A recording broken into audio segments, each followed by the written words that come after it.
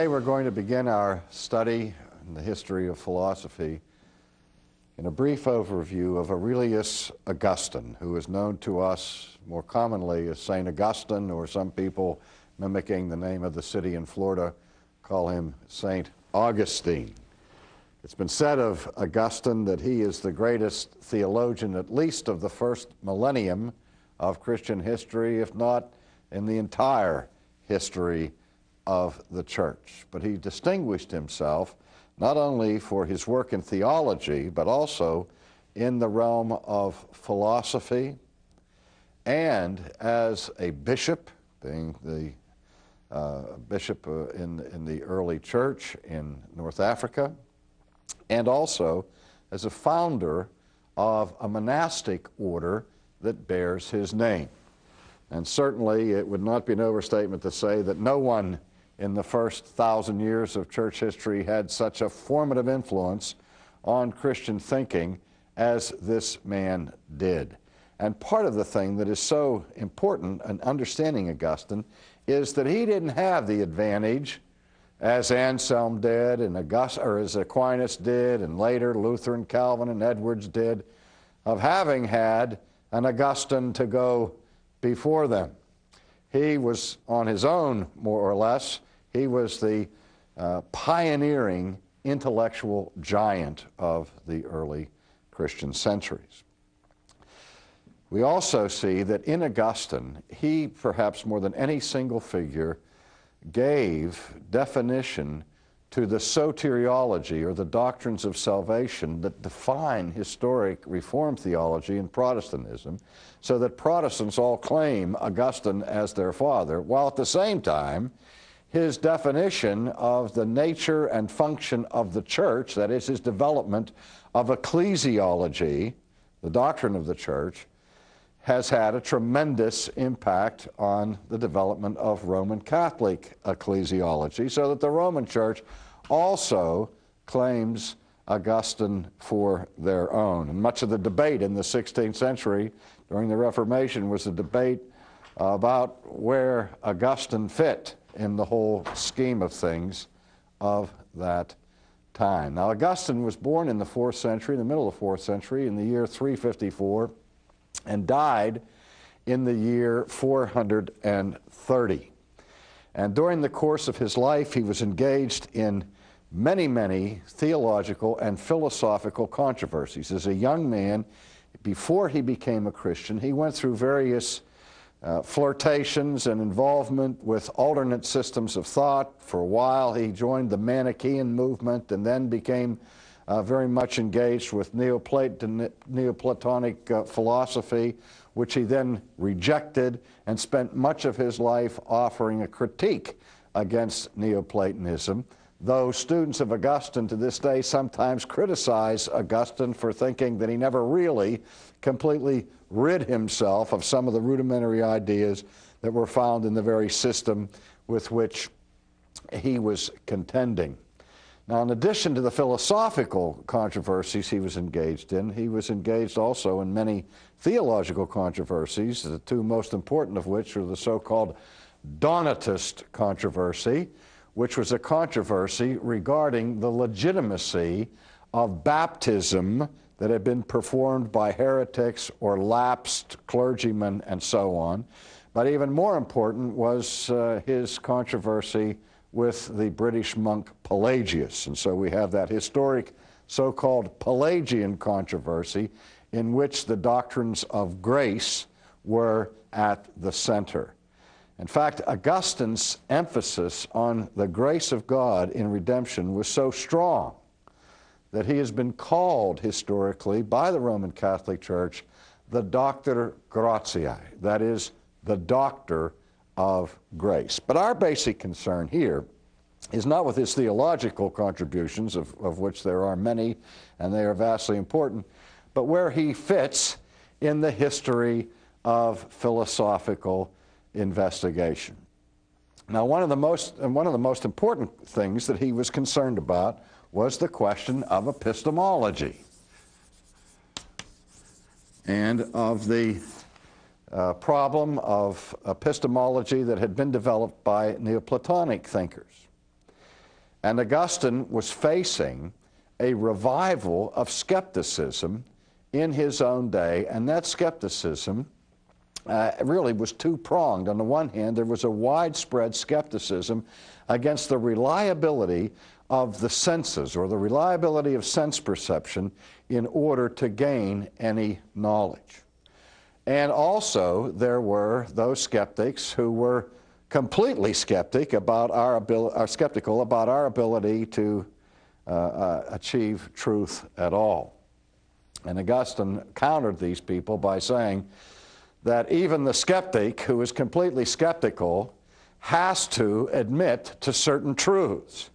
If he says that no truth is possible, then he's already committed himself to the discovery that one truth is discoverable, namely the truth that there is no truth discoverable. You hear the same kind of language in our culture today in popular armchair philosophy, where people say there are no absolutes, except, of course, for the absolute that there are absolutely no absolutes. So Augustine did that sort of thing of turning the skeptics on their ears, and pointed out that even in their skepticism, they couldn't escape one principle of epistemology, namely the law of contradiction, because they depended upon the law of contradiction for their skepticism.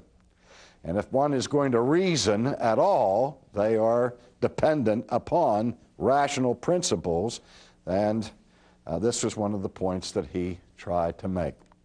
But his major concern was how we can avoid skepticism and rise to certainty.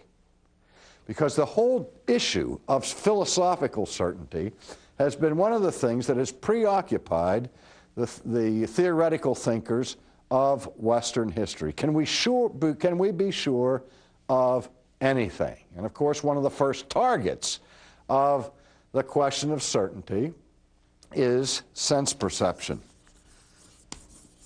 And this will be a problem that will continue in philosophical inquiry up to our present day. And the fundamental problem with sense perception is that we already are aware that our senses are not perfect, that we can have distorted perceptions of external reality. And since it's possible for us to have a distorted view of the world around us, it makes basing truth or basing certainty in any way upon our sense perceptions something of a serious philosophical problem. Now, Augustine was not ready to put sense perception at the highest level of certitude by any means, but nor was he prepared to simply jettison sense perception as a useless enterprise. He understood something fundamental to our humanity, and that is that our only transition, our only link to the world apart from our own interior minds and our own thinking is our body. Our bodies are the links that we have with the external world. I have no way to get in touch with the external world except by either seeing it, hearing it, tasting it, touching it, smelling it. And so I am dependent upon my senses to have any information coming to me from outside of the interior chambers of my own mind. Now, if that vehicle of knowledge is completely untrustworthy, then of course I have no way of knowing for sure about anything outside of my own thinking.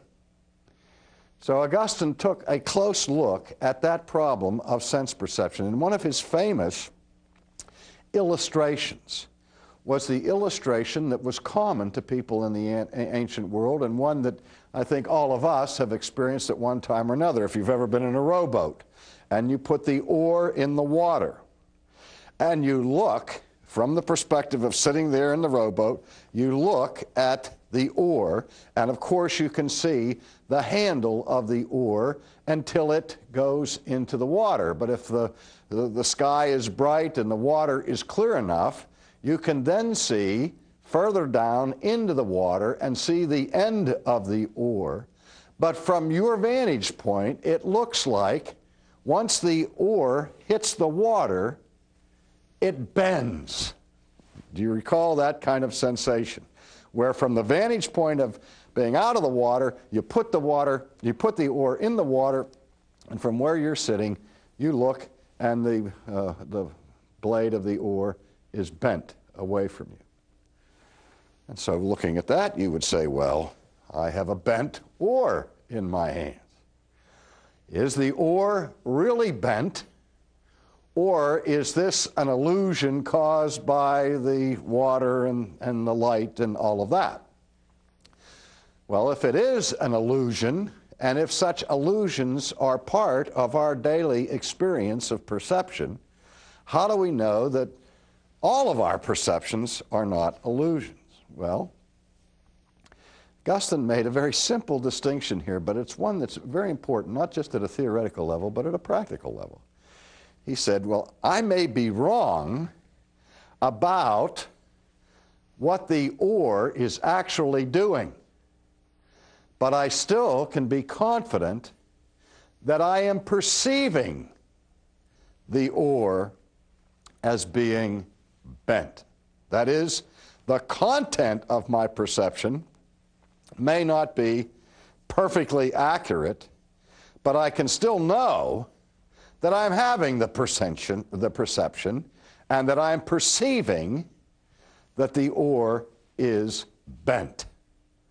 Now again, that may seem like an insignificant thing, but so often, for example, we in the clergy have to moderate disputes between people, or an argument between a husband and a wife, and you get into these discussions where you hear he says and she says, and there's a difference of opinion as to what transpired between them or what actually happened. And I know when I get into those positions, which are not very enviable positions to play the moderator in such disputes, I say, okay, we don't just have one question here. We are arguing about what happened, or about what was said. And maybe we don't have any record of what was said in terms of a tape of it, and it's your word against his, or so on. But we know this, that something was said, and you differ as to what was said. So that's one problem that we have to get at. What was said is part of the actual reality. But that's not the only thing you're dealing with. You're also dealing with the perception of the reality. I may say to you, I don't believe that's what you said. I may be lying about that, but I may actually have an error in my memory or whatever, but I actually believe that you said something different from what you say that you said. So that my perception of what happened differs from yours. Now, some people, the relativists, come back and say, well, that's the only truth there is, the truth of perceptions. And so something can be and not be at the same time in the same relationship. If you said that it didn't rain and I believed it did rain, well, it's true that it both rained and it didn't rain at the same time and in the same relationship. No, it either rained or it didn't rain. But what is both true here in this case is you believed that it rained. I don't believe that it rained. So we both, though we have differing perceptions, the content of the perception is part of the reality. That is, let's say that the reality is reality X, objectively. And we disagree as to what that reality is. We have Y and we have Z. Two different perceptions of X. Now, that there are two different perceptions are part of the reality. And that's the second aspect that we have to deal with in debate and in disputes. But then there's a third element that's always important to human relationships, and that's how we feel about the perceptions. So you're dealing with two people that are angry with each other. So I got three realities. What happened is the first one. The second one was what you perceive to have happened. And the third one is how you feel about what you perceived to have happened. And so it becomes very complicated.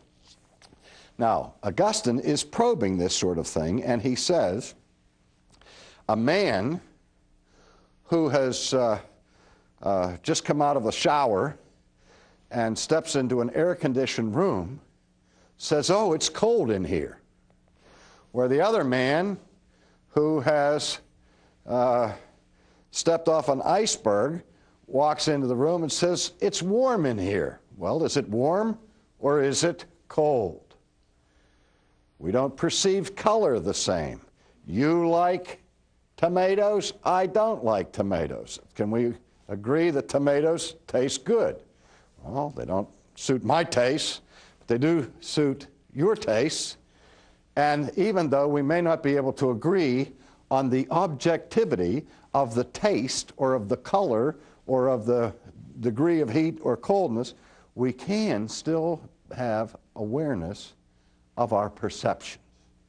Now, so Augustine is trying to avoid full skepticism and to reconstruct what we will see later in the history of philosophy, the important assumption of the basic reliability of sense perception, without which, as I said, you have no access to the external world.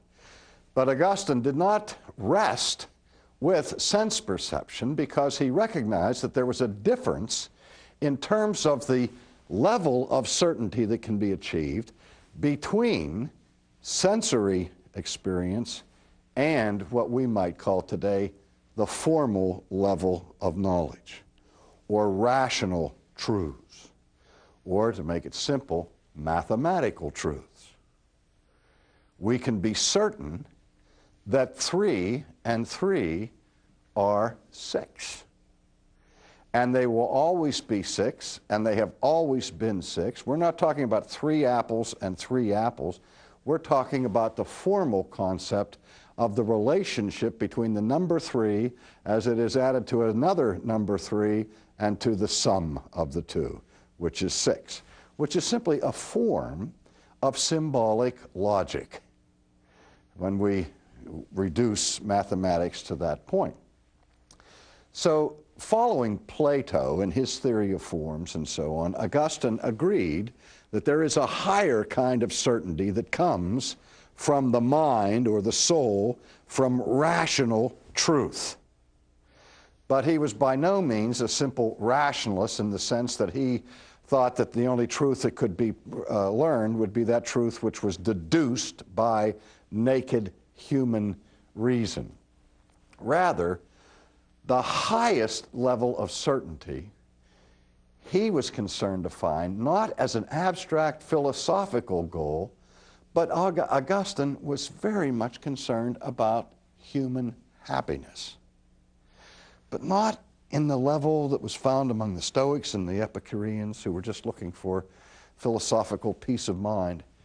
But really what Augustine was searching for was the supreme happiness of the soul that is found in beatitude,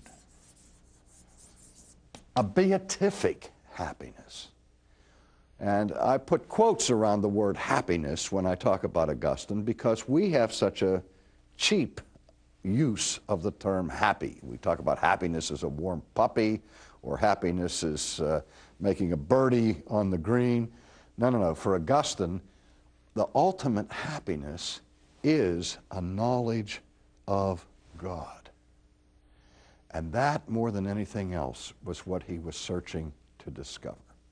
Now, in the process, as an apologist, he worked out certain arguments for the existence of God.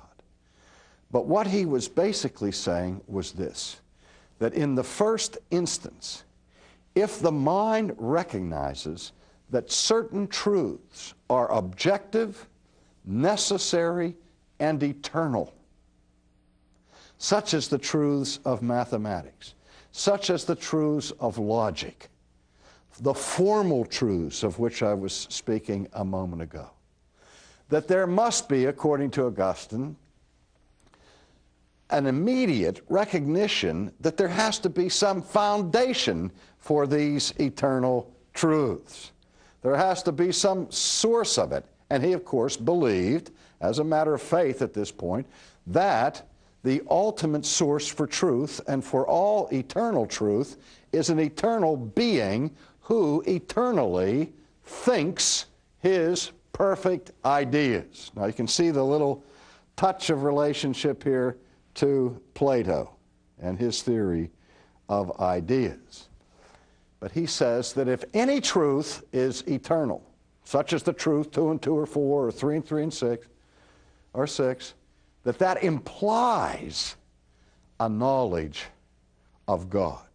That doesn't mean that gives you a personal relationship with God, but rather we get in touch with the content of God's own thoughts.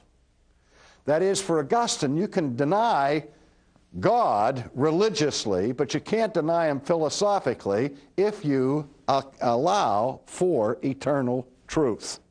Because by getting in touch with eternal truth, you're getting in touch with the eternal mind. You may be hostile to that mind, you may be unreconciled to that mind, but you are dealing with that mind as long as you are dealing with formal truth. Now, again, Augustine's also important for calling God the Great Illuminator, who he used the analogy is just as light of some sort, sunlight or whatever, is necessary for us to be able to perceive things in the external world. If I'm cast into pitch darkness, I can't perceive anything with my eyes without the added extra benefit of the light. So, for Augustine, the mind can know nothing except insofar as God himself functions as the Great Illuminator. Now, once he gets to his concept of God, he turns his guns with a vengeance on Neoplatonism. Because part of the problem with the Neoplatonists and other Greek philosophers was that they saw the world as a necessary extension of the being of God, denying the free, voluntary work of creation by God, and leaving them caught up somehow in some or other form of pantheism. And so it was Augustine who really developed the Christian concept of creation ex nihilo. Creation ex nihilo. That God creates the universe freely and voluntarily out of nothing. What he means by that is not to violate the cardinal scientific rule, ex nihilo nihil fit, out of nothing nothing comes. He doesn't mean to suggest that there was some nothing that God then shaped into something, but he's talking about the unique power of God to bring something into being that previously did not exist. And he alone has the power of being to do that, and the way in which he does it, according to Augustine, is through what he calls the divine imperative, or the divine fiat. In this case, fiat is not a little car in Italy, but it is the command that God has the power to say, "Let there be." And by virtue of the sheer creative power of this one who is the eternal source of all being, that he can bring something into being that previously was not.